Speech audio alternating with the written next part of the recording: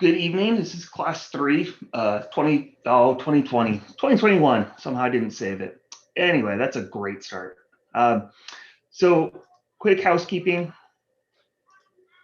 That online streaming chat only talk about course discussion, right? If we go off topic and it's politics or religion, the moderators will likely mute you. So thank you. All right. Got through the introduction. We got through the first domain, security and risk management. These weeks are going to start going by really fast. It's easy to forget what happened. Just keep in mind how many people have read chapters 1 and 2. If you haven't, you're going to be starting to fall behind, and we don't want that. We do have this study group. If you have not registered, it's not there. Okay. Well, it's there, but in the same color. So I don't know how that happened. All right. So again, when we're looking at this, anything in that orange and underlined is going to be critical. You have got to get it. So risk analysis, the one gimme that you're going to get on this test is what's at the bottom there. Human life trumps everything. If you see a question and you're not sure and you get down to making sure employees are safe or something like that, that's going to be your answer. So that's pretty much the only gimme you're going to get in this. So enjoy that. So looking at that again, assets are hardware, our software, information, the vulnerabilities or the weaknesses, and then our threats that we talked about last week. The risk is the threat times the vulnerability, right? The likelihood of it happening and the impact if it does. And then we like to add, that threat times vulnerability times impact.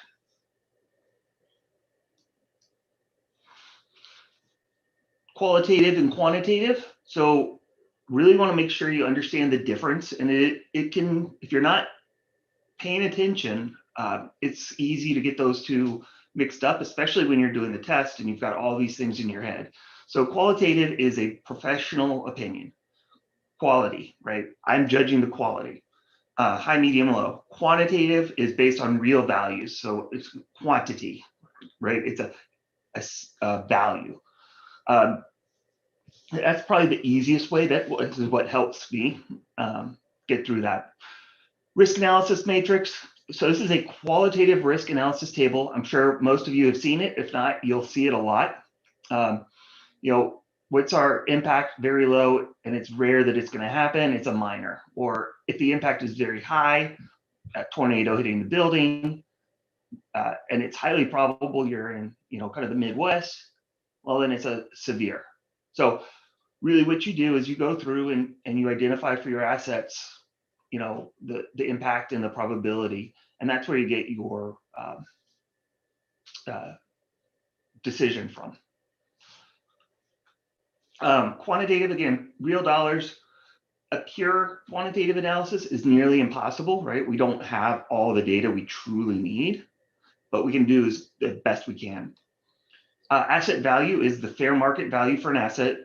Exposure factor, and again, you're going to need to know these, is the percent of an asset lost during an incident. So the threat occurrence, right? How often, what's our exposure? What percentage of that is going to happen? The single loss expectancy is your asset value times your exposure factor. So again, let's just keep using easy numbers. If your asset value is 100, your exposure factor is 10, well, then you'd have a single loss expectancy of 10. And then the annual rate of occurrence is how many times that's going to happen each year. So if we say, hey, it's going to happen 10 times, our annualized loss expectancy is 100, right? We're going to take the 10 from the single loss expectancy times our annual rate of occurrence. And if that annual loss expectancy, right, exceeds that total cost of ownership, hey, that's a positive return, right? So we want to, that's what we want. Okay, so risk choices, there's only 4, and you have to make one of them. right? There is no option for I don't want to, or I'm going to ignore it. You can accept the risk. That's totally viable. That's a correct answer. You just need to know. You have to document that. Mitigate, which is, remediate, right? Put something in place that eliminates that risk. Transfer it third party. So think of a hosting facility or your insurance, and then avoid it. Like, hey, BYOD is too risky. We're not going to allow it. And as it says there on the top, really the risk decision should always be made by management, right? Information security should be presenting the options, saying, hey, here's the risk. If you choose to accept it, this is what it means. If you choose to mitigate it, this is what it means, right? And then once management makes that decision, it's up to information security to implement that decision. Yeah, dozens of risk management processes. NIST 830, the risk management guide, 9-step process, very good to know. So again, system characterization, what am I looking at? What is my asset? Threat identification, pretty straightforward, identifying all the threats. Vulnerability identification, same thing, identifying those vulnerabilities, and then doing that analysis. And then what is the likelihood and impact, which leads to your risk determination, control recommendations. Again, hey, here's our risk, here's our likelihood impact. It is a minor risk or it's a major risk, whatever it comes out to be. Here's my recommendations. And then results, documentation, documenting what management has decided. All right, so first off, these were not put into the PDF that went out because you guys don't get to see the quizzes and the answers before the class, but we will get these out. All right, which of the following would be an example of a policy statement? And I should say as well, when we go through these, what you're gonna see is, we go through our thought process, right? So how would I look at these and think through it? Because that's a really big part of the exam, right? Understanding how to take it and what they're looking for. Okay, so we know policy should be high level and not be super specific and prescriptive. So protect PII by hardening servers. Okay, that's pretty high level. Harden Windows 7 by first installing the pre-hardened OS image. I don't know, that sounds more like a procedure. You may create a strong password by choosing the first letter of each word in a sentence and mixing in numbers and symbols. That sounds like more like guidance. Download the CIS security Windows benchmark and apply it. I think that's more procedural type of statement. So I'm going to go with A, which is what it is. All right, which of the following steps would be taken while conducting a qualitative risk assessment? So quality, right? This is a expert judging it. Calculate the asset value. Well, that would be quantitative, right? It says right there a value, so we know it's number. Calculate the return on investment. Well, again, that's a number. Complete the risk analysis matrix. That sounds like something an expert would do. And then complete the annualized loss expectancy. And hang on. Complete annualized loss expectancy. Again, that's a number. So I'm going to go with C on this one. And yeah, it is correct. Okay. Here's a really big tip for you as well. You're going to see where they put this huge long paragraph and you're going to read through it and then get down and see what it is. Well, remember, you're on a timer. What I recommend is go down, read the question, understand what they're looking for, and then go back up and read the scenario, right? So in this case, what is the annual rate of occurrence in the above scenario? So I want to know how often this is going to happen a year. So company makes an average of $20,000 profit per week. No, okay, typical DOS attack lowers sales by 40%. You suffer 7 DOS attacks on average per year. Right there, it tells you. And so, it is 7. And these little things do add up, especially from a time when you're going to be stressed out. The other thing they're going to do is give you the exact same scenario with different questions. So that's why it really is important to read those questions first and then understand what is being expected. So what is the, excuse me, what is the annualized loss expectancy of lost iPad sales due to the DOS attacks? Well, we know they make $20,000 per week, and typical DOS attack is 40%, which would be, math is hard. I should have had this up, but so you're losing 8,000 on that. So then you multiply that out and you get 56,000. Again, same scenario, completely different question. Is that DOS mitigation service a good idea? Remember, the cost of mitigation should never be higher than the what the annualized loss expectancy is. So we knew on the previous one, it was 56. Well, now we have to say, okay, it's 10,000 a month, so 120,000 a year. Is the DOS mitigation service a good one? Yes, it will pay for itself. That's not true. Yes, 10,000 is less than the 56,000. Well, again, be careful, understand what they're looking for and what they say. Yeah, that's less, but it's not the total cost. And the total cost of ownership is higher than the annualized lost expectancy. And then, no, the annualized total cost of ownership is lower than the loss expectancy. So again, looking here, be careful, higher or lower, read through these questions, read through the answers, understand what they're looking for. All right, attacker sees a building is protected by security guards and attacks a building next door with no guards. What control combination are the security guards? Well, we know security guards are physical, so is it compensating for something? Maybe, but we have to understand the scenario. Are security guards detective? Well, they could be, but again, understand the scenario. Physical deterrent or administrative deterrent? Well, again, in this scenario, you have to pick the one is the most correct based on the question. In this case, they were a deterrent, right?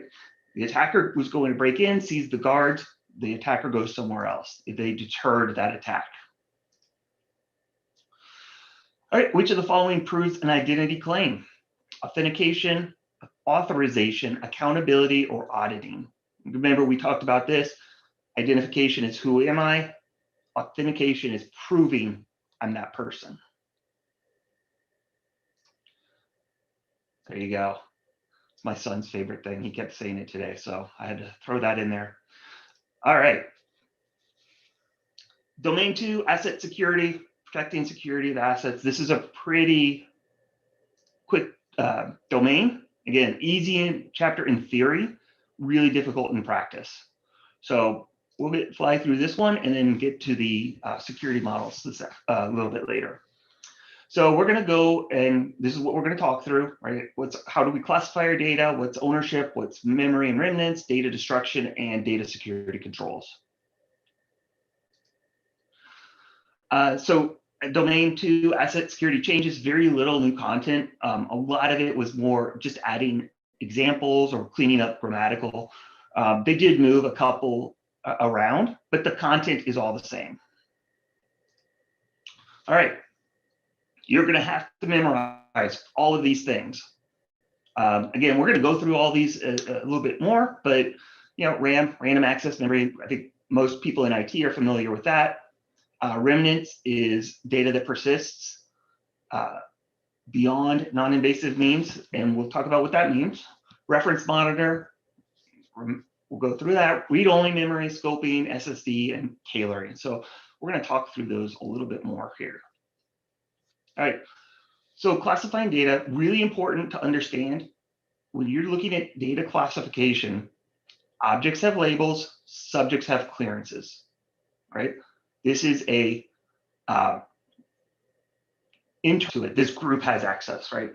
So typically you would see, company or private sector is usually confidential, internal use, and public. And that's what we're going to focus on. We want to keep it simple. Formal approval authorization to specific levels. This is really more for government. You don't really see it a lot. And I do not believe that standard form is on there, but that's a really long questionnaire I would not want to have to answer. All right, so formal access approval, it must be documented, right? Access requests should be approved by the owner, not the manager, and certainly not the custodian. And we're going to go through what exactly that means. It's going to be subject access. So again, people to objects, to what they're accessing, being a document, for example, or a folder. The subject must understand those rules and requirements for access. So, hey, you're accessing classified information. Do you know what that means? And then best practice is that all access requests and approvals are auditable. So if something happens, you can go back and say, well, then you approved Ryan to have access to this folder. I can't help it that he deleted everything. You're the one who approved that access and trusted him. All right, so three roles. I didn't approve that access. Well, I've got an audit trail. And if you can't tell, damn it, Evan and Ryan are in Zoom today to harass me during the. I'm just saying those aren't my audit logs. All right, so three roles: the data owner, data custodian, and data user. Do you have a hash of those audit logs? I'm gonna have to. I'm pretty sure Ryan manipulated the audit logs. All right, you guys are gonna kill me tonight. Confidential, internal use, and public. We're gonna go through those again a little bit more.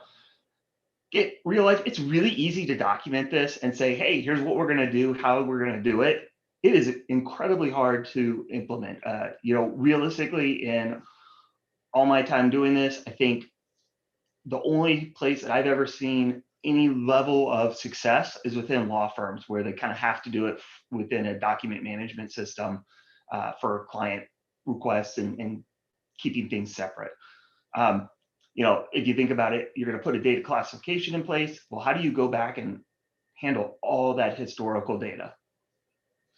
And then you have to get the data owners to actually buy into it. And that's work for them, and they don't want to do that.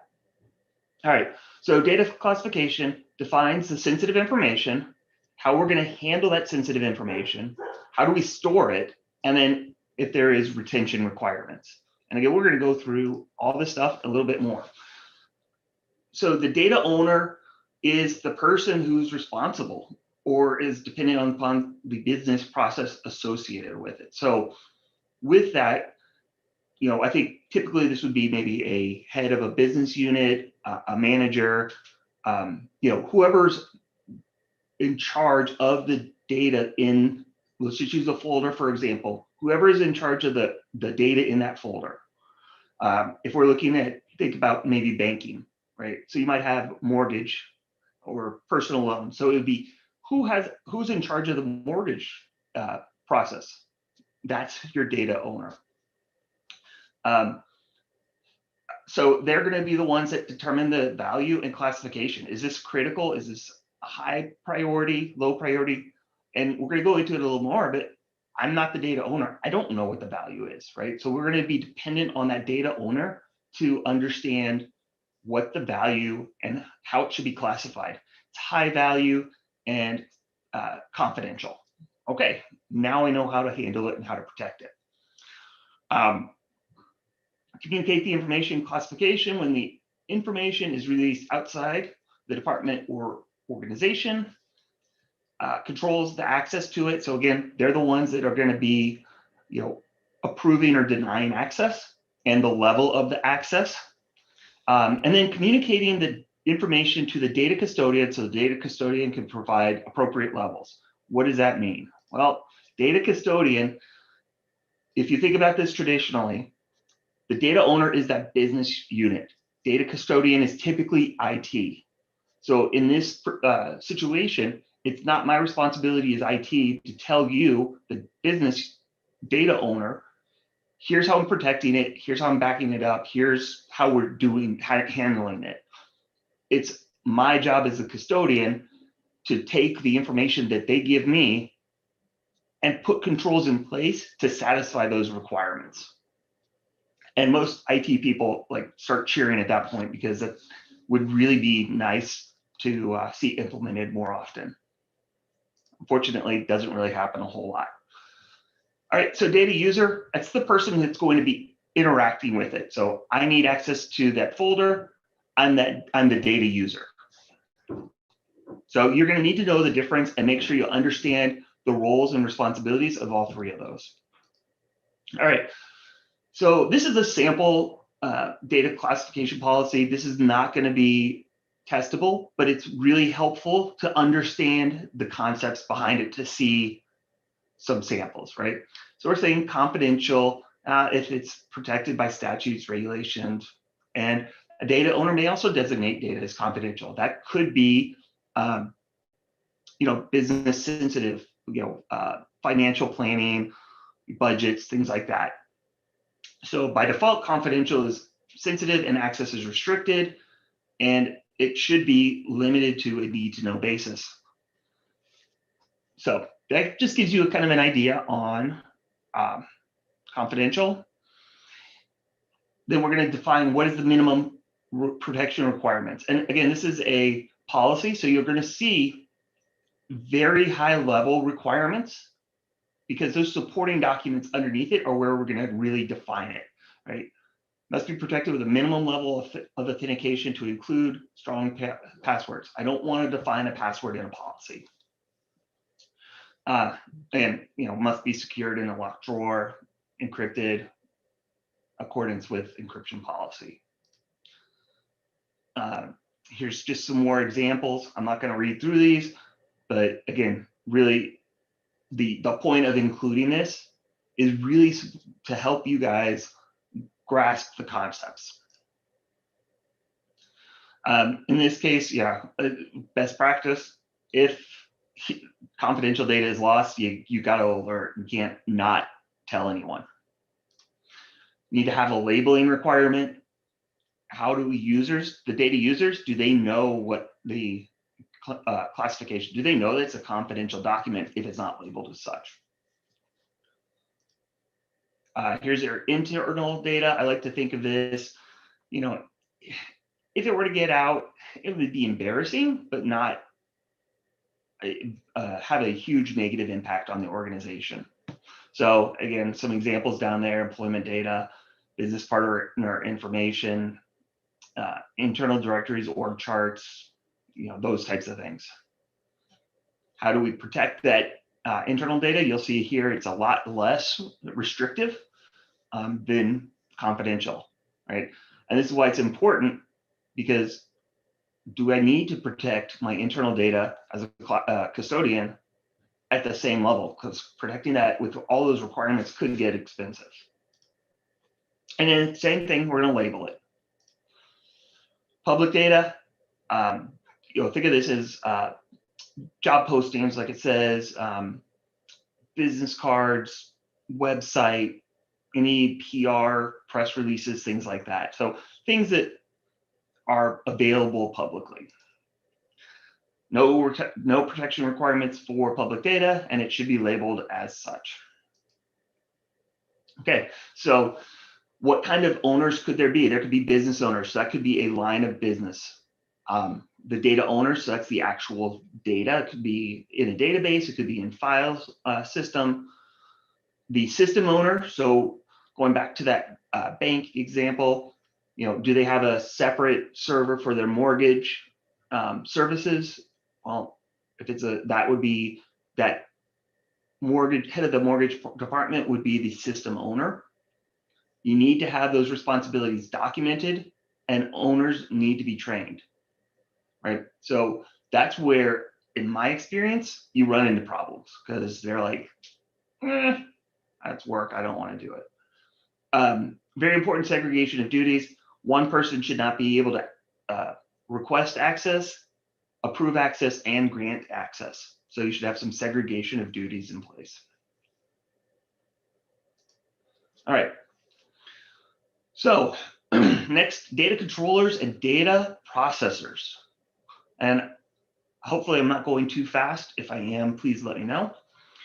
Data controllers, so again, create and manage sensitive data within an organization. So I control the data. It's my data. That's how I like to remember that. Data processors manage data on behalf of a data controller. So I'm processing somebody else's data, right?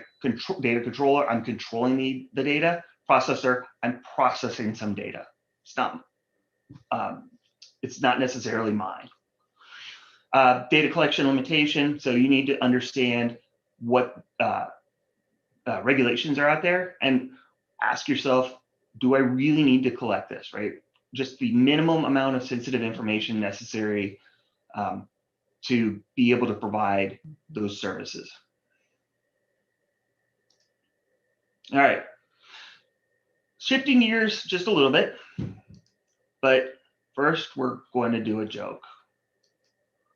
All right. What is heavy forward but not backward? I don't know, Ryan, if you heard this one before.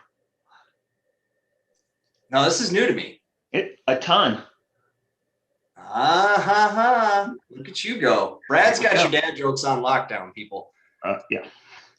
All right. So now we're going to look at memory and remnants. So data remnants is what's left behind, right? So when you think about it, when you delete something from Windows, moves it to the recycle bin, it's not actually removed from the disk until that sector is overwritten. We're going to go through that a little bit more. So memory, you'll need to know the different types of cache memory, or I'm sorry, types of, cache memory. So it's very fast, it's very close to the CPU. You'll have a register file, and a lot of tonight is, unfortunately for everyone, going to be simply just memorization. A lot of this stuff, there's not necessarily real world examples to be able to, help bring it home. So I'll do the best I can, but honestly, this is very dry. It's going to get dry here pretty quickly.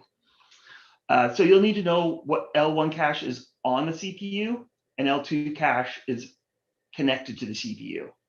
You also need to know, again, what that register file is. So storage locations used by the CPU to store instructions and small amounts of data. And then static random access memory. So we're going to go through that. All right. Memorize all this. There we go. No. RAM, that's what you typically would think of, right? Random access is volatile. If the power is cut, you lose what's in memory. Installed on slots on a motherboard. So this is what most people think of memory in their computer. DRAM, dynamic random access, so slower and cheaper, has capacitors to store the data, and those capacitors leak and have to be refreshed. So again, I don't think you necessarily need to know the situation and where what that would be used, because what they're going to do is, if you remember and memorize what's on here, the questions and scenarios will lead you, it'll give you the information that you need to select the right answer. Static random access memory, and my kids are staring at me through the window of the deck into my office. Fast and expensive, so it's not typically used in a lot of places, although I think it's getting cheaper. Latches called flip-flops to store the data, so that's a key there. And then does not require refreshing. All right, read only. So that's pretty straightforward. I can only read from it. Okay. Stored firmware, programs that don't change, the configurations, things like that. So you have 4 different types of ROM. And again, same thing here. They're going to give you a scenario and give you the different options here. And you're going to need to know the definition of each of these to be able to understand what the correct answer is. So programmable read-only memory written once by the manufacturer. So there you go. EEPROM, erasable programmable read-only memory. And don't think I've ever actually seen that. Can be flashed with ultraviolet light. Electrically erasable, programmable, read-only memory can be flashed electrically. So that's if you're not careful, EEPROM and EEPROM you could trip up over that. So, just EE, electric erasable or erasable. Programmable logic devices, a field programmable device. So all three of those, flash memory, we'll talk about here in a second, but basically what that is it's saying on this machine, there is read-only memory. Well, I can go out as a technician and reprogram it, right? Can be flashed with the EEPROM, with the ultraviolet light, EEPROM with electrical signals. All right, flash memory, USB drives, things like that. Security nightmare, absolutely. It's a specific type of EEPROM. So, right, the computer is electronically writing to it. Larger sectors than others and faster than others, but slower than spinning disk. So hopefully you guys all know flash memory. All right, data destruction. When simply deleting data or formatting a hard drive is not considered a secure method for destroying sensitive information.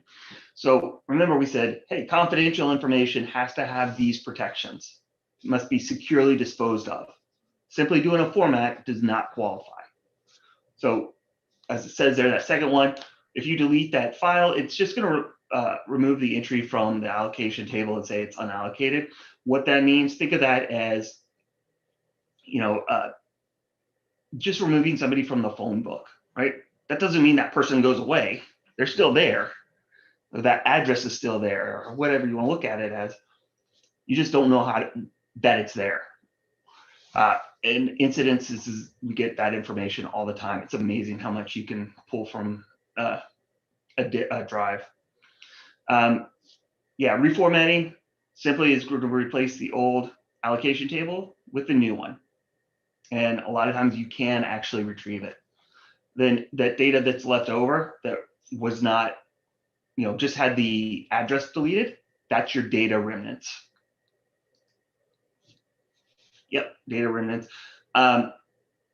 There's so many different tools. That's a good solution there. That is a picture of, some high-tech lab for pulling really sensitive information. I would say if they're willing to spend the money to go through that to pull data off of your computer, you're probably not in a good place. All right. So how can we destroy this? Overwriting. So, wiping or shredding, wiping the drive, overwrites the data, removes fat. So big difference here. Formatting just simply replaces the fat, that allocation table. Overwriting it actually overwrites the data with ones and zeros and removes the file allocation table. Secure overwriting and wiping, each sector. So here's some different standards. I mean, unclassified, kind of 1, 2, 3. Realistically, 2 or 3 passes at most is probably going to be acceptable for most people.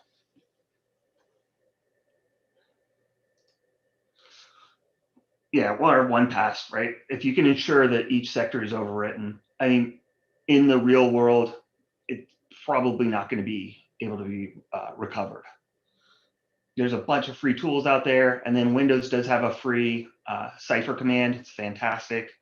I'm glad they entered that. Just understand what overwriting is. You're not going to be tested on the actual tools. Degaussing. So the picture there on the bottom, the old CRTs, when you put a magnet next to them, they go all wonky, or you hit the degauss button and it goes all wonky. And destroying the integrity of magnetic media, strong magnetic field. There's a data eliminator there. I remember I had a really strong magnet with a handle. You just put it on and leave it overnight and try to twist it and pull it off. So it basically just destroys it through magnets. That's what happens to my brain when you get bacon too close to it. I thought you were going to say after the security models. Oh, no, I sleep during that. Oh, smart. Physical destruction. If you've never been to a shredding facility and seen what they do to hard drives and how it goes, you should try to do that. It is incredibly satisfying to watch. Most secure method of destroying the data, right? We're physically destroying it. Hammer to the spindle. So if you've got it, the spindle being the center of the disk there.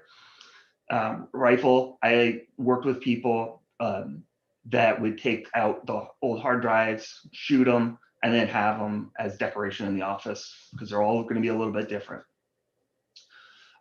Important to get a National Association of Information Destruction certified vendor and get a certificate of destruction. That certificate of destruction is going to be a serial number of the drive, the day it was picked up, the day it was destroyed, and some sort of attestation that it was destroyed. You can do this on-site or off-site. Now, something to keep in mind, right? It's a little bit higher risk if you're having them destroy it off-site, right? They're going to take that potentially sensitive information somewhere. It could get lost along the way. If you do it on-site, you can watch them do it. All right, so shredding, yeah, typically think of paper. Again, you can do it with hard drives. You can do it with, optical media, DVDs, CDs, things like that. Strip cut versus cross cut. Strip cut is going to be making that paper look like a bunch of slices of like noodles, right? It's just straight cuts down. In theory, if they had that, you could put it together. And I'm sure that it actually has happened, but I mean, again, they're going to really want to do that. Cross-cutting is going to be making the diamonds out of it, right? It's going to cut it in two different directions. Very easy to audit.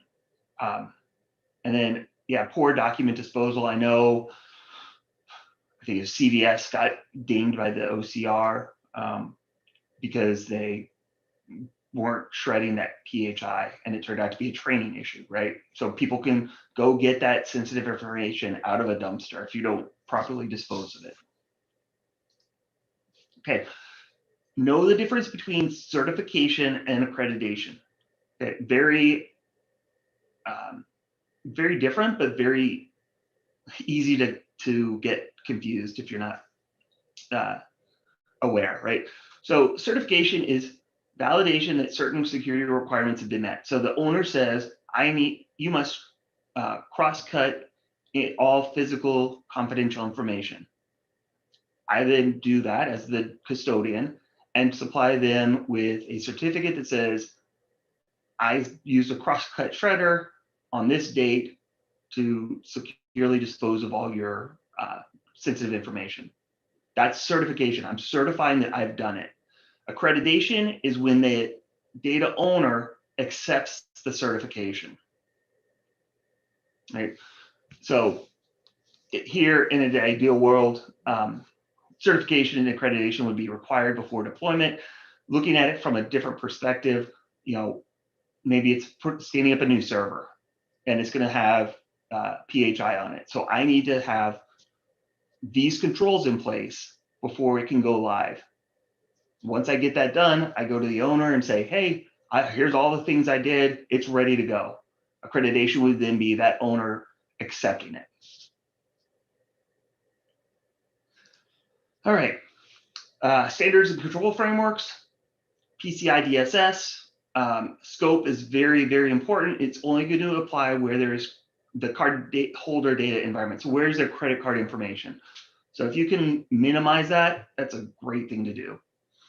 The core principles.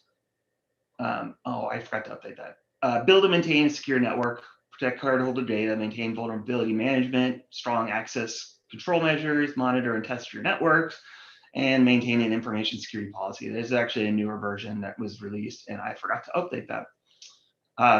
But I mean, everybody's heard of this target breach, right? It just keeps going. So understanding PCI is for the card data environment. Octave, so there you can see what it stands for: operationally critical threat asset and vulnerability evaluation, developed by Carnegie Mellon. So you'll need to know that, right? I think I would assume it's going to be similar. From when I took it, I did get questions around describing a security control framework and having to know which one it is. So 3-phase process for managing risk. Phase 1, staff knowledge, assets, and threats. So then phase 2 is we're going to identify our vulnerabilities and evaluate what do we have in place, right? What are our safeguards? What are our controls that we already have? And then conducting that risk analysis using, that risk matrix, and then coming up with a mitigation strategy. So Octave, I would say Carnegie Mellon, and it has 3 phases, 4 phases, if you see either of those. Okay, ISO 17799 and 27000 series. So very large, typically more international businesses that you see doing this. It was originally from the British standard, that 7799, ISO 27001. What you'll need to know here is most likely the British standard piece and the 4 ISO standards and what they stand for, right? So 27001 is information technology security techniques. Hey, here's what you should be doing. 27002, here's how you should be implementing 27001. Here's all the things you should be doing that we're going to audit you against. 27005 is information security risk management. So what's the ISO's proper way of handling risk management? And then 27799, security management and health. Okay, so it's very similar, right? We're going to utilize 27002, but it's going to be specific management for health or in healthcare. So know these 4 and what they stand for.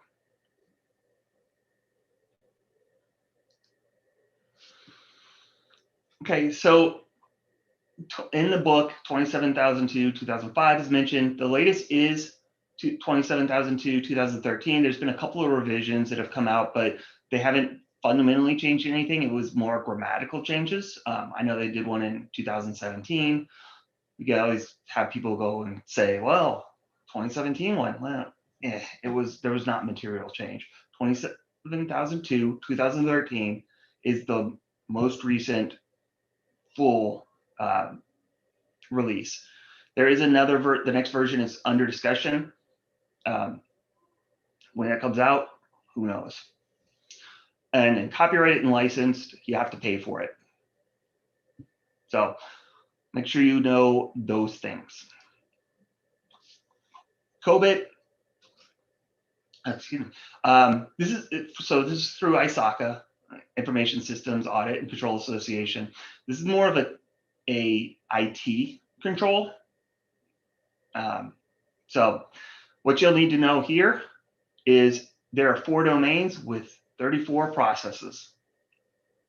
That's really what you need to know. You don't need to know what those processes are under those domains. Probably want to know what the domains are, right? We're going to plan, organize, acquire, implement, deliver support, monitor, evaluate. And what you're going to start seeing, a lot of similarities across these different standards. And that's what's so frustrating is you've got 10 different standards that are 90% the same, but it's that 10% that aren't the same that you have to try and figure out what it is. So for COBIT, again, 4 domains, know the domains, and 34 processes across those 4 domains.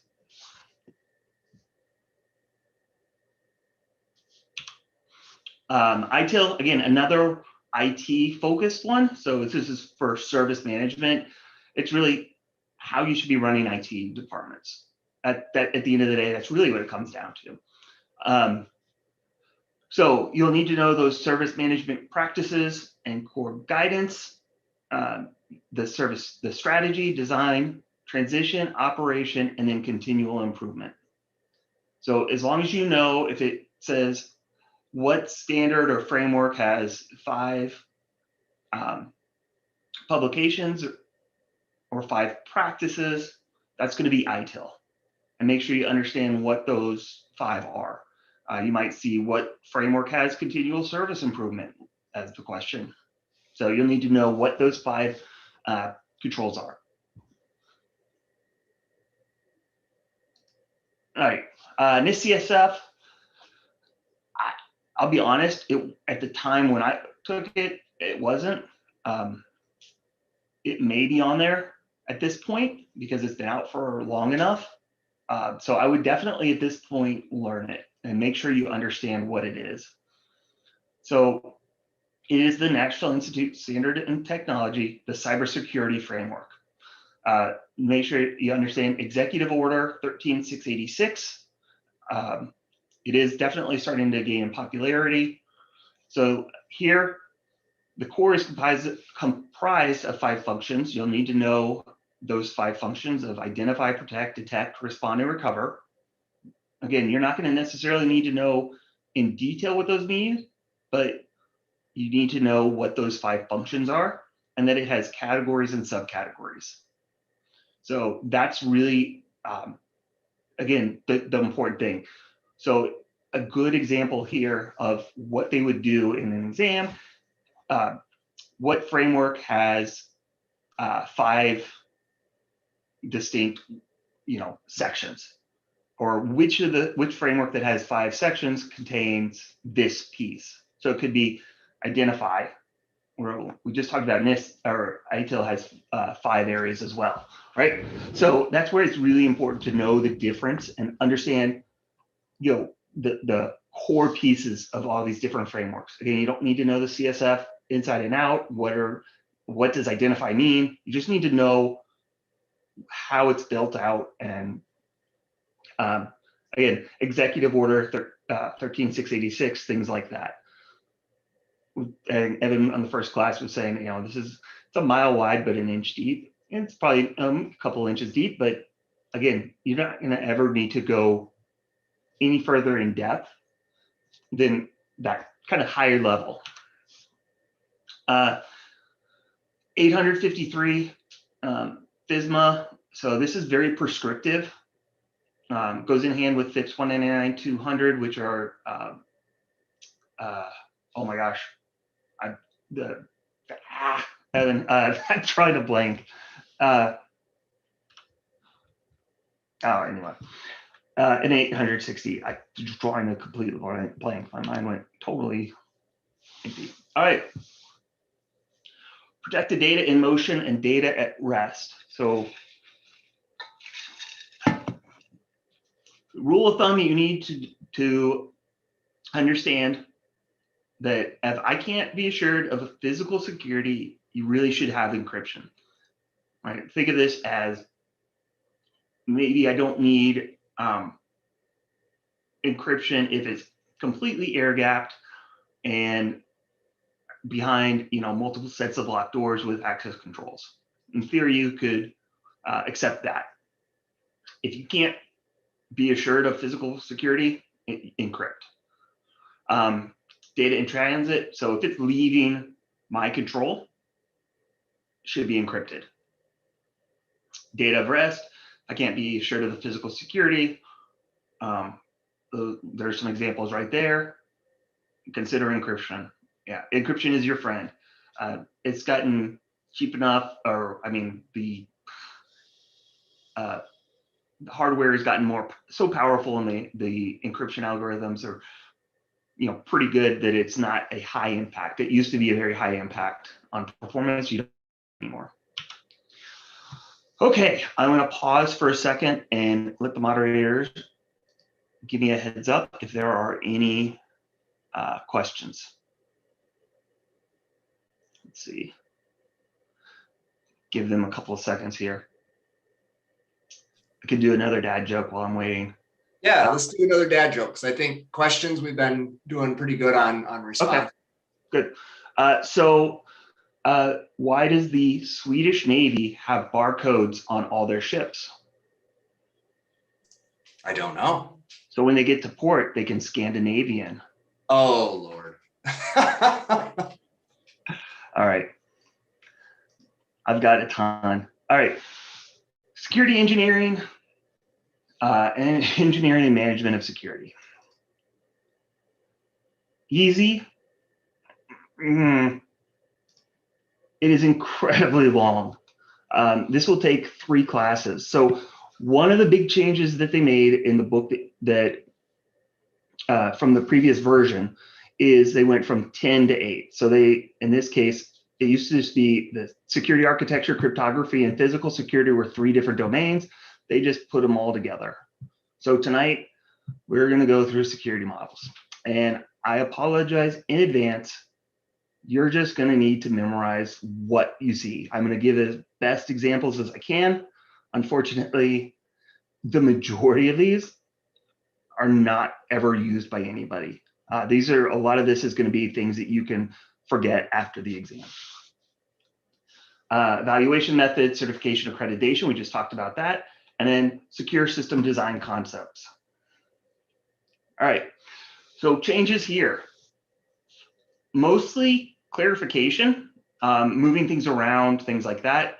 But, excuse me, they do have some new things. And what's nice is when you look at these, I was looking at this and going, oh, okay, these all make sense. So I understand why they're saying, hey, if you're comfortable passing and you've got the proper experience, you've got 5+, 10+ years, you're probably in good shape. So these are what they're going to be adding for 3.1. And I like to see, I'm actually very happy seeing all of these.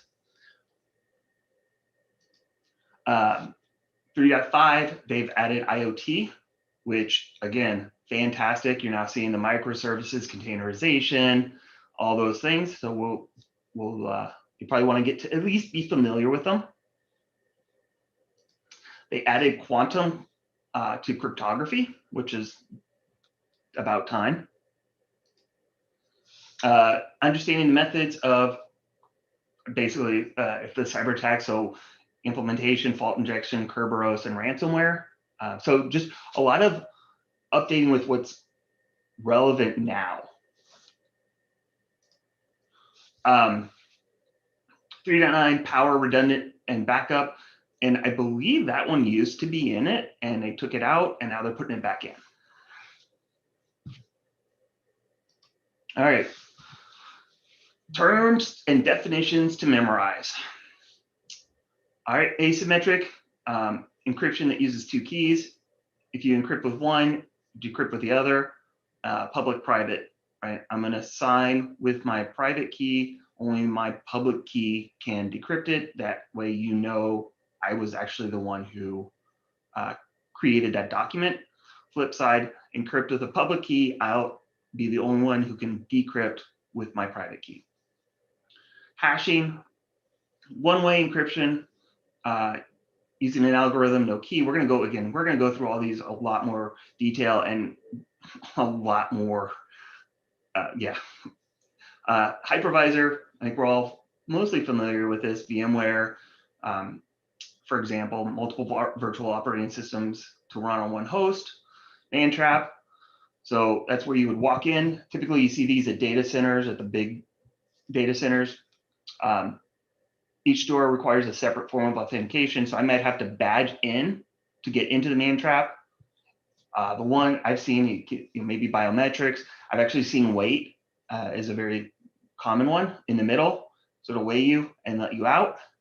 And then same thing, I have to badge, and then it's going to weigh, right? It's going to make sure I'm not taking things out that I shouldn't. Tailgating. So that would be when I badge in and you just walk in behind me without badging. TC-Sec, the orange book, we'll go through that in a lot more detail. And then Symmetric is encryption using one key to encrypt and decrypt. And again, for both asymmetric and symmetric, we're going to go through a bunch of different examples that you're going to have to memorize. Okay. Security models. What subjects and objects are permitted to do. Okay. At the end of the day, that's what this comes down to. The subject is the user, the object is the resource. So it's really going to be managing what like I said, the relationship between the subject and the object. We're going to go through the read up, read down, write up, write down, and what those mean, because the different models do use slightly different variations. And again, if you're not really familiar, they're going to be using the same terms, but in different orders. So if you're not familiar, could be a bad situation.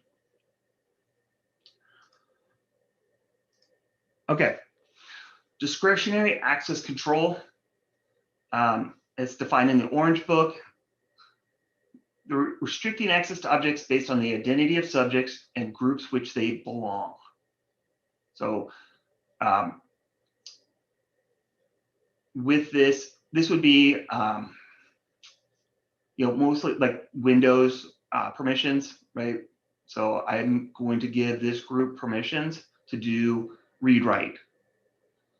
The owner of that folder can change or pass that permission to other users. Mandatory, operating system constrains the ability of the subject to access or perform some sort of operation on an object. So security policy is centrally controlled by a security policy administrator, typically more government, military. I don't think you really don't see that a lot in the private sector. So again, discretionary, subjects and groups restricting access on the identity of subjects or groups. Okay, and then mandatory is centrally controlled, right? There is no option. I can't pass permissions. So again, we could go into a whole lot more detail, but the reality is, as long as you know and really understand this information, you should be in pretty good shape. Again, no guarantees, but you don't have to get lost in the weeds.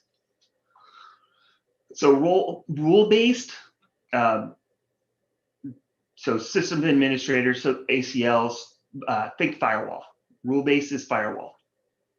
Role-based assigns permissions to roles in an organization, also known as non-discretionary access control, LDAP, Active Directory. So rule-based is a firewall. I have specific rules, and based on what that rule says, that will dictate what happens. Role-based, I'm going to look at the group, and based on that role, that defines what permissions they have.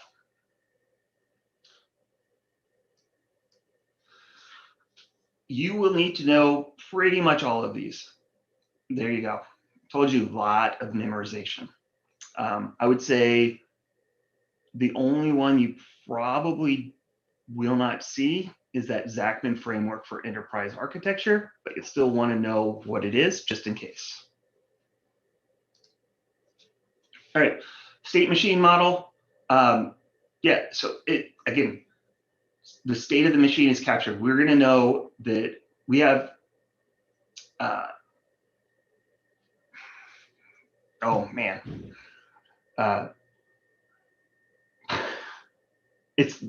we have guarantee of the state. There we go. The permissions, the instances, man, that was a tough word. What the person, right, the subject, what they can access, and then basically it's guaranteeing that that system is secure, right? It's always secure no matter what that state is. So finite state machine, state transition, or secure state machine. You just need to know those areas, or those, the definition, right? We don't have to go into, well, what is finite state machine, right? You can if you want. You don't need to. Okay, this is where it starts to get a little tricky and incredibly dry, and I am sorry in advance. So Bell LaPadula, what you'll need to know, Bell LaPadula confidentiality, okay? It is the protecting the confidentiality of the data. So there's two rules, simple security and the star security. So simple security means I can't read up. And you can see on the right here, what that means is if my clearance is not top secret, if I only have secret, I cannot read top secret information. Star security means no write down, which means you can't accidentally write information from top secret to unclassified. Okay, so no read up, I can't read anything above my clearance. No write down, I can't write anything below my clearance. Two object label rules, you'll need to know these. Strong tranquility, meaning labels will not change while the system is operating. And everything in orange, memorize and know. Okay? Weak tranquility will not change in a way that conflicts with defined security properties. So strong tranquility, think of that as, hey, I have a strong control in place, right? Those labels are not going to change. If the system is operations, that security labels are what they are. Weak, well, they could change, but they're not going to conflict with the security properties. Lattice-based, so really for complex, you can see here on this example, what you might have is a whole bunch of different objects and different levels, right? So it could be, I have top secret clearance, but only for crypto, not for nuclear, or I only have it for nuclear, not crypto, or I have it for both, okay? So you'll have a least upper bound and greatest lower bound. Where do I fall in this matrix? Okay, so upper lower limits, we need to know what those are and what they have access to. So multi-level, multilateral security. Okay, really complex environments, multi-level, multilateral, and then upper and lower limits. That's really what you need to know and understand. They're not going to ask you to create a lattice-based access control diagram. They might give you one and say, what is this an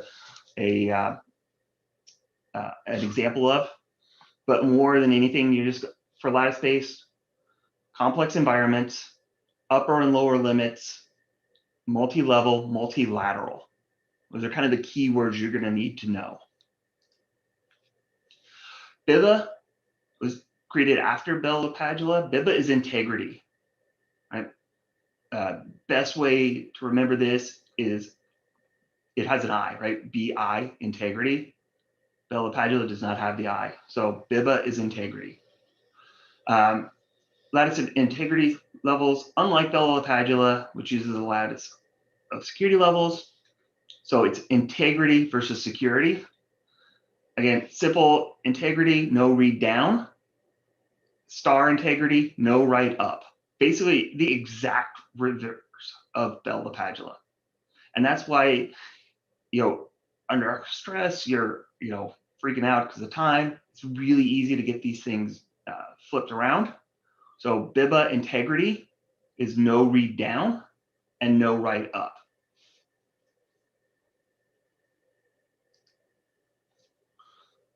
Clark Wilson, real world integrity. So like it says in that box at the top right, separation of duties and transformation procedures. So authorized access and modification in an authorized manner, right? So if you start seeing authorized access, what security model has authorized access and modification in an authorized manner, as your keywords there, right? So this is going to require the subject to access those objects via a program. They have specific limitations, what they can and cannot do. So think client server architecture. two concepts you need to know: well-formed transactions and separation of duties. So that separation of duties is making sure that if you have access, you can't make that change in an unauthorized or inappropriate way.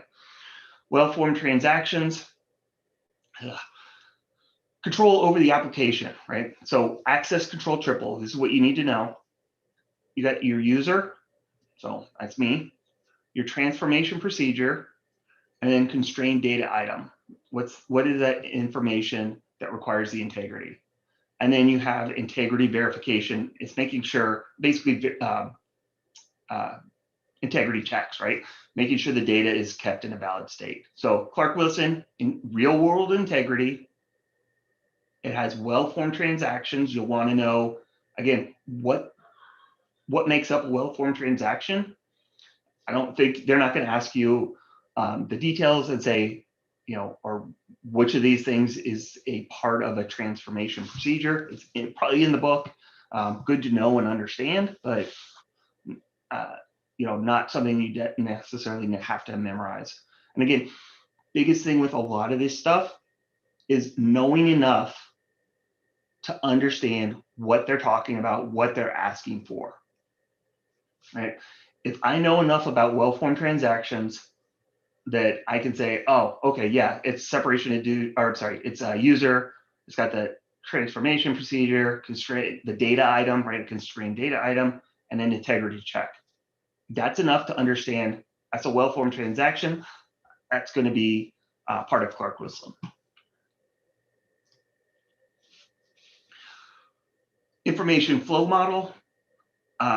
In this model, so individual discrete compartments, and then compartmentalized on those two factors of classification and need to know. So you have to have a clearance that's high enough for the classification, and you need to be given access, right? So if I have a secret clearance and I'm trying to look at secret data, but I don't have a need to know, right? I haven't been granted access. I'm not going to be able to access it. I need to have both a clearance level that is at or above the classification, and I need to have been granted access, or I have to be authorized based in the one of the categories in that object label. So information flow, again, compartmentalized on classification and need to know.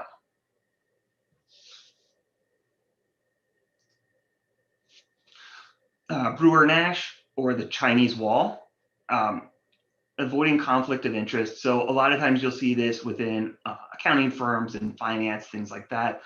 So what you want to remember is it's designed, right, like it says there, to avoid the conflict of interest. So we don't want me as a consultant, or let's think as a SOC 2, and which is an audit, right? Hey, I'm doing these things. Well, I don't want to be the one putting the controls in place with the customer and then auditing against those controls. And that would be a conflict of interest. It has to be somebody separate that's not involved in the first part. Access controls are changed dynamically depending on the user's previous action. So access controls, dynamic changes. So the subject can write up to an object if and only if the subject cannot read another object that is in a different data set. Again, separation. That's really, Brewer-Nash is all about separation and conflict of interest. Consultants working within banking and financial institutions. So, things like this, on this one, you might see, what was the model that was initially designed to avoid conflict of interest in banking and financial, something like that. Those are what you're going to need to know about this. Again, and then obviously, right, that second piece there of you can write to an object if and only if they cannot read another object in a different data set. So if I'm working in data set A, I cannot write to data set B. I have to come out of A, and then I could look at that.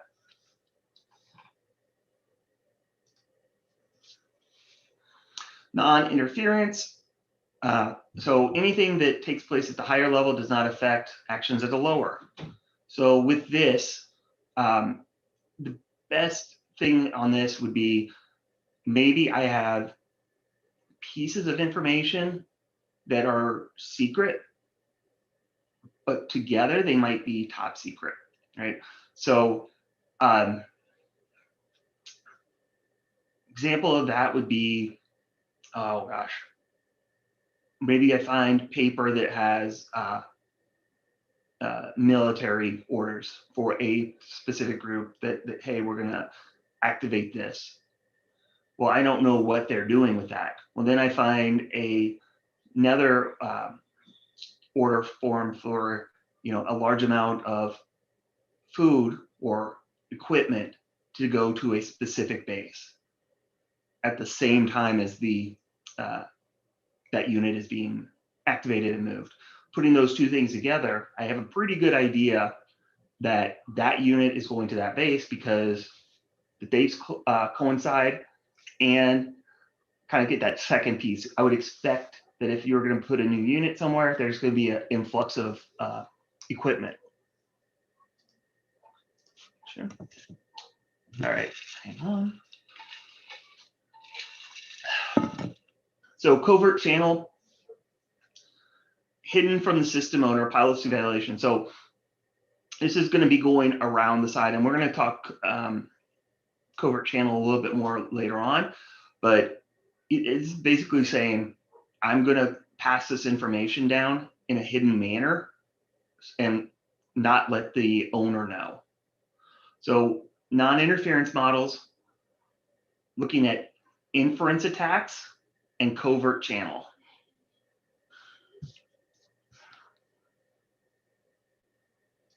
And I told you guys this was incredibly dry and a lot of memorization. Take grant.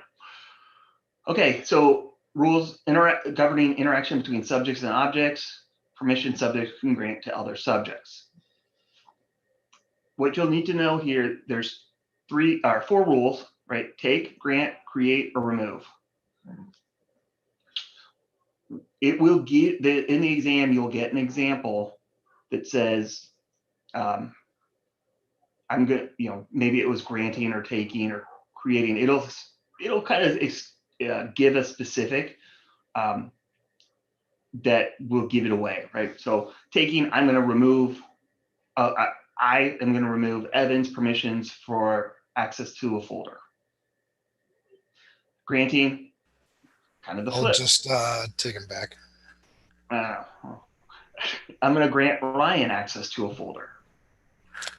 That's a terrible idea. Right. Do that. I'm just seeing if you guys are actually asleep or not. Create rule.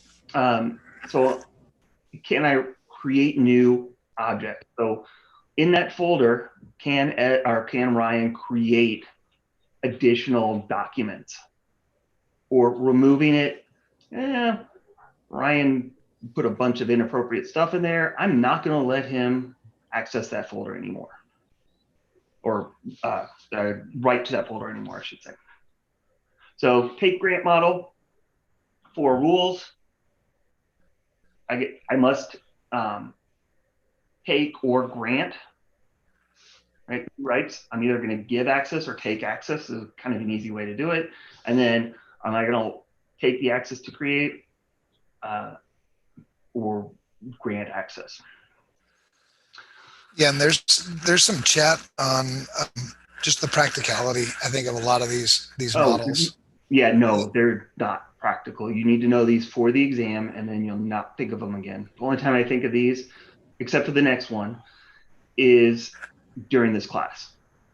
Well, and it's tough to come up with real world examples because honestly, in the 30 years of security work I've done, I've never actually run into any of these models in practice. Yeah, right? I mean, rule-based, that makes sense. There's examples. Oh, for sure, role-based and rule-based, right. but an access control matrix and all that. But Bella Padula, Bibba, Chinese wall in theory, works really well, I think, for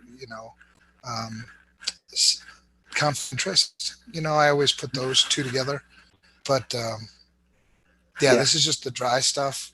You can do some research if you wanted to, and look for specific examples of where these might have been enforced in a mandatory access control system. Yeah, I would say you're In probably the going to be. private sector.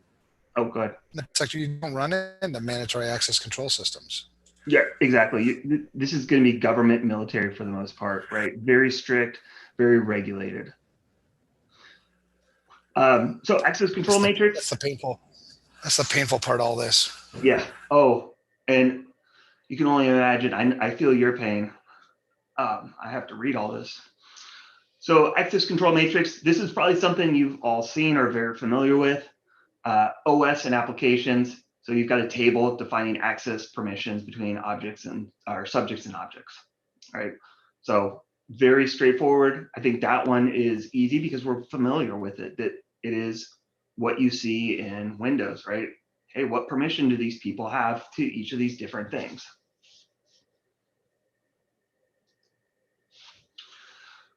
Zachman framework for enterprise architecture. Again, I don't think I've ever seen this in 21 years, 22 years, 3, something like that. I don't know. One of the big downfalls about this framework. I mean, it was a cool framework, but it was. I mean, you can tell by just looking at it how overly complex it was. Yep. Well, one of the things that wins with an access control matrix is how simple it is, right? It's easier for people to understand. This is difficult to implement and difficult as hell to run.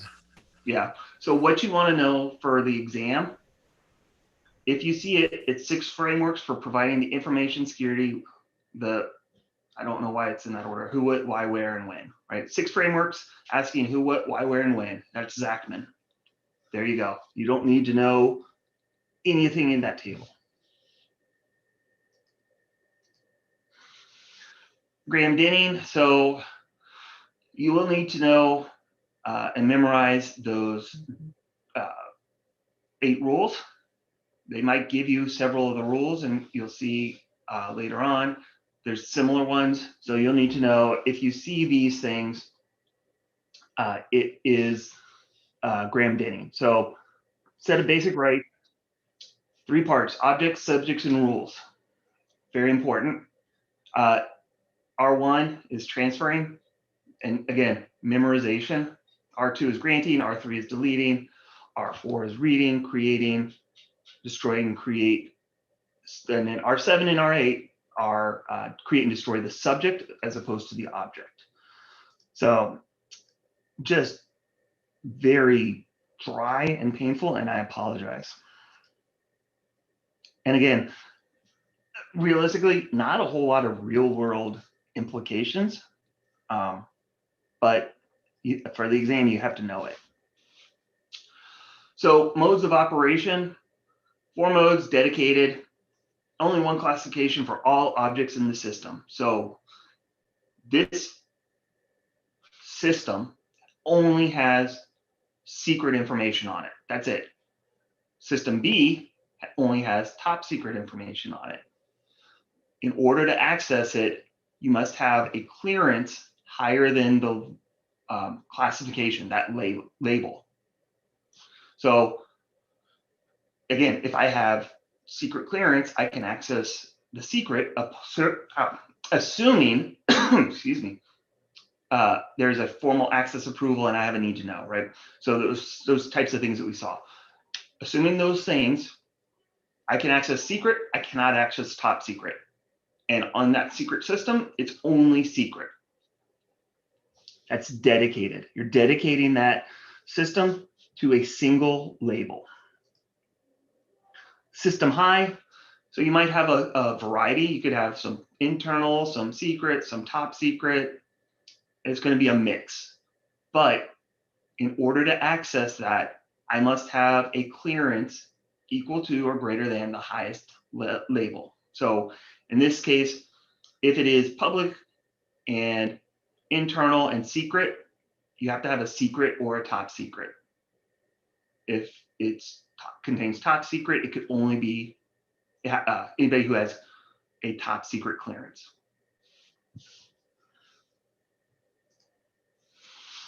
Compartmented. So in this, it's kind of a combination of the previous two. With this, objects are in the compartment. So instead of having separate systems, you're going to have separate compartments. You must have a system enforced need to know reason to access the data in a compartment. So you might have internal secret and top secret compartments on the same system, but there's a system enforced need to know for each of those. And again, you have to assign an NDA for all information on the system. You have to have clearance for all information on the system. You have to have formal access for some objects, right, based on clearance and labels, I should say, and then need to know for some objects on the system. So if we go back, system high, it might have those 3 different levels. If I have system access, I can access all the different labels. Compartmented, I have to have a clearance at or above, but I can only access the need to know compartments. So I might have a top secret clearance, but I don't have a need to know on that compartment. I only need to know internal. So I can only access internal. However, again, I will have had to have followed those 4 steps to get there. And then the 4th one, multi-level, really a big thing on this that highlighted and bolded, reference monitor mediates access between subjects and objects. If you see what mode of operation does a reference monitor mediate access between subjects and objects, that's your gimme, right? It's multi-level. So again, you're gonna have systems containing various labels and various clearances. So kind of building and being a little bit more flexible. But everybody that has access, you will have to follow those 4. You have to assign an NDA for all the information. You have to have a clearance for some and a formal access for some and valid need to know for some. So again, as an example, if there are internal secret and top secret all on the same server or system, I should say, I have to sign an NDA for everything, including the top secret and secret, even if I only have internal access. I need to have that clearance for at least one of the levels of the labeling. And then I have to have a need to know for information on in that system. All right. Orange Book, developed in 1983 as part of the Rainbow series. And just make sure you understand that. It's pretty straightforward, I think, in terms of remembering it. It is one of the first evaluation frameworks. Government uses it. There's the Rainbow series. You can go get it if you really are bored. No, I wouldn't. Okay, what do you need to know about the Orange Book? All right, so again, testable. They're going to give you an example and ask you what level it is, right? So D is your lowest and A is the highest. And then it builds with the number, right? So the higher the number, the more, the higher up it is in terms of where it's at. So D is going to have some minimal protections in place. C is your discretionary, mandatory, and verified. You know, you can go through and at least understand what those different levels are. I would make sure that I understood how to go through and know, how do I know what is mandatory versus discretionary? What's the description between those two, right? And, you know, they'll give you an example and ask, what is, you know, what level is this, right? And so you'll just need to know enough about this to be able to tell what these levels are. And you can see where this would be similar to the one earlier. again, studying, this stuff is painful. This was, it's painful. That's all I can really say. Trusted network. So the red book is the orange book for network systems. All right. IT sec. So the technology IT security evaluation used in Europe. So you'll want to know that what evaluation method was used in or was developed in Europe. IT sec. It's going to add to the orange book. It references it, but it adds functionality, effectiveness, and correctness. So they might give you, and I'm going to go back here. You've got ABCD, but you might have looking at that, you got to know, hey, we've got functionality, effectiveness, and correctness now. So again, you start seeing where this stuff is really, really going to come down to memorization. And unfortunately, there's no easy way to do that. So here you go. So functionality ratings from, so you've got E0, inadequate, right? What's the effectiveness? To E6, there's a formal model. Again, at least the numbers go up. The higher the number, the further up it is. So what you'll see here is ITsec, TCsec. Here you've got your C1, C2, B1, B2. All right, well, that would be FC1 for ITsec, E1 for TCsec. Unfortunately, memorize. This is testable. You can also, we're going to want to make sure you understand these again. And when you look at this, you don't necessarily need to know what is the details, what are the specific requirements of high availability, right? Down to the details, but you're going to want to be familiar with them so that you're able to tell the difference between high integrity and high availability. So a lot of this stuff is just going to come back down to repetition, going through it. I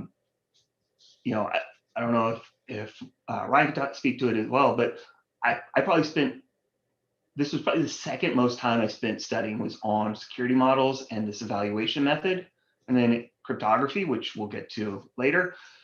Just because they're so similar, you just have to be just super familiar. And then as soon as you're done with the test, you dump it. You don't need it anymore.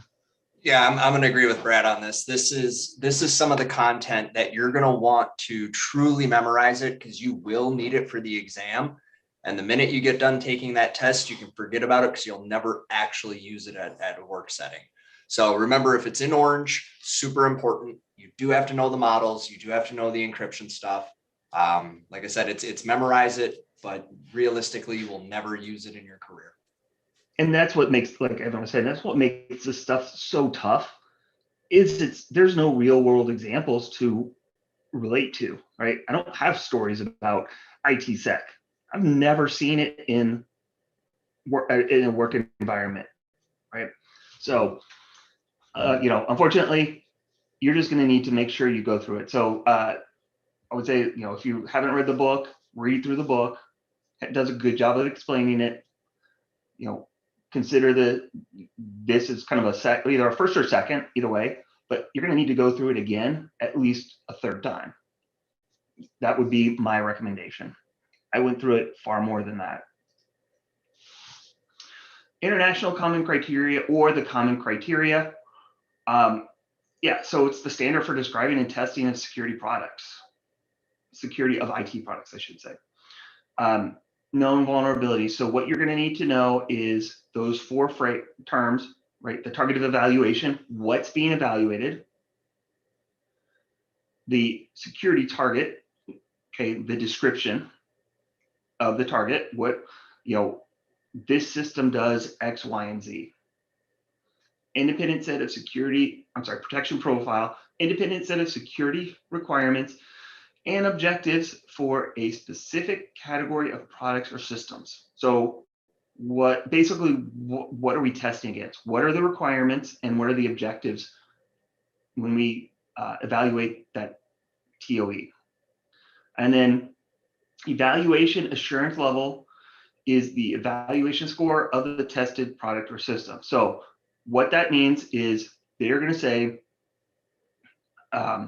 hey, here's the requirements, or here's the objectives of this system. Test them and tell me where I land. Make sure that it's satisfactory. And you need to know these. Memorize. Sorry, I'm sure you're sick of hearing me say it. The plus is, I don't think I teach again for like 5 weeks, so you don't have to hear me talk for a while. But 7 levels, you do need to know EAL1 is functionally tested, right? You need to know EAL2 is structurally tested. And when they go through this, they will, and you know, again, they're so similar. It's just memorization. It would be so easy to say, you know, they'll give you an example that says, what is the EAL level that is methodically tested and checked? You'll need to know EAL3. And you can see how close and similar these are, and how easy it would be that with all these other acronyms and all these other things floating around, how easy it would be to get confused. So lots and lots of memorization for this class, but on the plus side, hey, we're done. No more security models. I know everybody is just absolutely devastated. It's enough. We're done. You need a glass of water after all that dryness? Oh my gosh. That's off to you, by the way, sir. Seriously, well done. Thank you. Continuing it from here, Wednesday, remember we had the bottom bullet points crossed off. Ryan gets to do the fun part. I got stuck with the boring part. Make sure you've read chapters 1 through 3. If you can start reading chapter 4, do so. We will cover chapter 4 on Wednesday as well. So we're going to finish up domain 3 and cover chapter 4 as well. So domain 4. And then if you have questions, do it again. What the format you saw is what's going to happen moving forward. There's going to be a recap and a quiz before we move on to the new material. The best advice I can give, again, is repetition. Just go through it and read it. A lot of this stuff is things, as you just saw, that you're not going to see it in the real world, but you have to know for the exam. Looking ahead, we do have a break next Monday. It's our first break. We found that it's very successful when we have a break. Gives people a chance to get caught up, right? Everybody has real work, family. Maybe you can make it. Maybe you need to catch up on some reading. So you will have a chance to do that. And again, we're going to follow a similar format for that. Okay. With that, I am going to mute. I'm going to look at the chat, make sure we're all good on that. But otherwise, Ryan will talk to you on Wednesday.